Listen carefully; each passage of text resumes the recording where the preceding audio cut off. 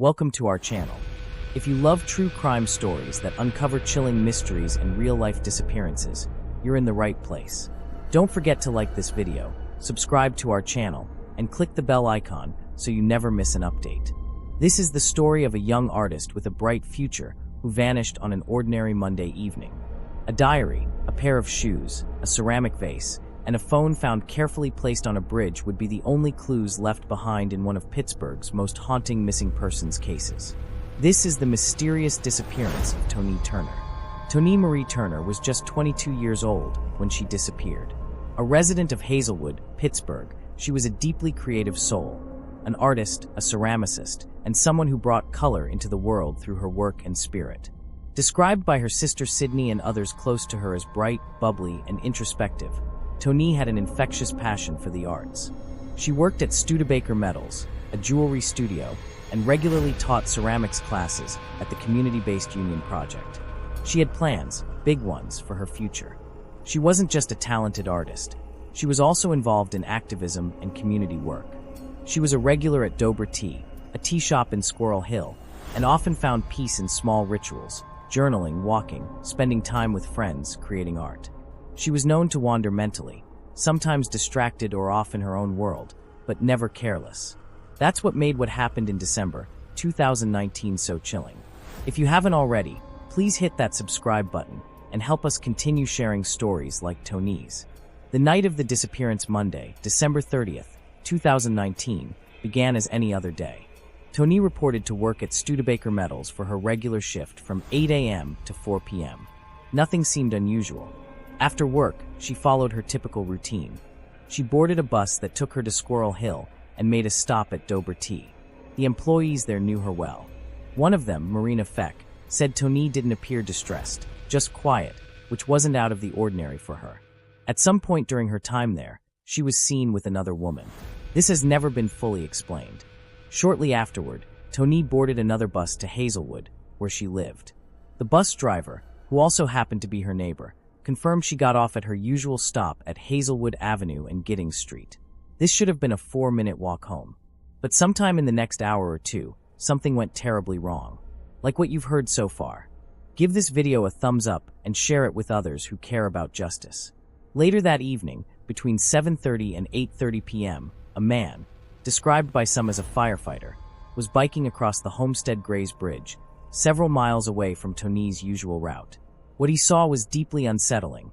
A pair of shoes, a ceramic vase, and a bag carefully arranged on the pedestrian walkway of the bridge. These weren't tossed aside like garbage.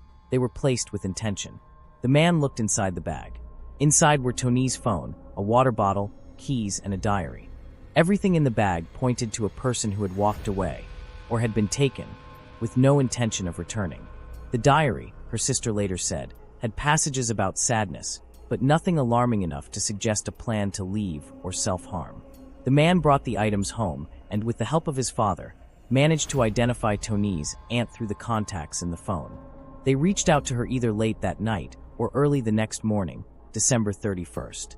Tonee's aunt picked up the bag the next morning.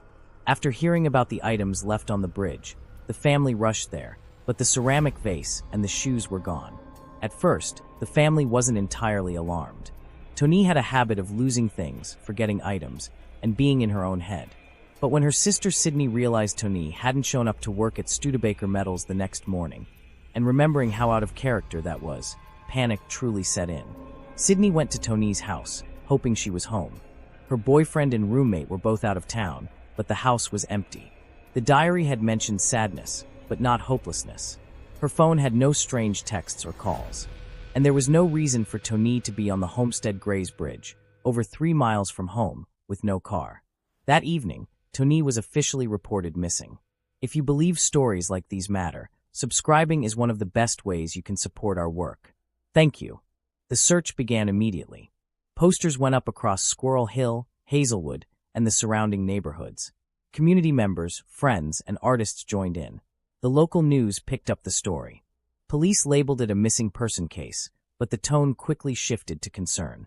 Investigators tried to piece together her final movements. According to Sydney, Tonee had texted her that evening, around 6 or 6:15 p.m., and nothing about their conversation seemed unusual. She had spoken calmly, casually, like she had every other day. The issue, however, was the timeline. Some sources reported that Tonee was last seen at Dobra Tea around 6:15 p.m. Others said that was when she got off the bus in Hazelwood. The discrepancy of even 30 minutes was crucial. Had she made it home? Had someone followed her? Did she willingly go to the bridge, or was she taken there? There was no sign of forced entry at her home, no evidence she had returned. Police didn't find any security footage showing her route. If she had been struggling with mental health issues, those closest to her weren't aware of anything imminent or extreme. Her diary mentioned sadness, but also hope. Suicide? Unlikely, according to family. She had too much to live for. She had made plans for the next day. There was no note, and her items were too carefully placed to indicate panic or despair. Voluntary disappearance? Also doubtful. Tonee was deeply connected to her community. Her work, classes, and upcoming art projects showed she was invested in the future. Foul play. The most disturbing theory, but also the most plausible. The items found on the bridge felt staged. Her shoes gone. Her bag, left behind. Her location, completely out of the way. Had someone lured her? Followed her from the tea shop? Or had she gotten into a car with someone she trusted? Don't forget to subscribe if you want to see more cases like this. Together, we can keep these stories alive. Years later, despite searches, appeals, and growing public interest, no major developments have come in Tonee Turner's case. Her family continues to advocate for her, holding marches, creating murals, and speaking at missing persons events. A mural of Tonee was painted in Braddock, Pennsylvania, to keep her memory alive and to raise awareness. Her sister Sydney has become a vocal advocate for the missing and for better police response times. But to this day, Tonee Turner remains missing. Closing. What happened to Tonee Turner that winter night in Pittsburgh? Did someone she knew betray her trust? Was she struggling in silence? Or was she simply in the wrong place at the wrong time? Her family still waits. Her community still searches. And her story, still without an ending, haunts the city she loved. If you have any information on the disappearance of Tonee Turner, please contact the Pittsburgh Police Department or the National Center for Missing and Exploited Children. Because somewhere, someone knows what happened. And if you want to help bring light to the forgotten and the missing, please like, share, and subscribe. Your support means more than you know.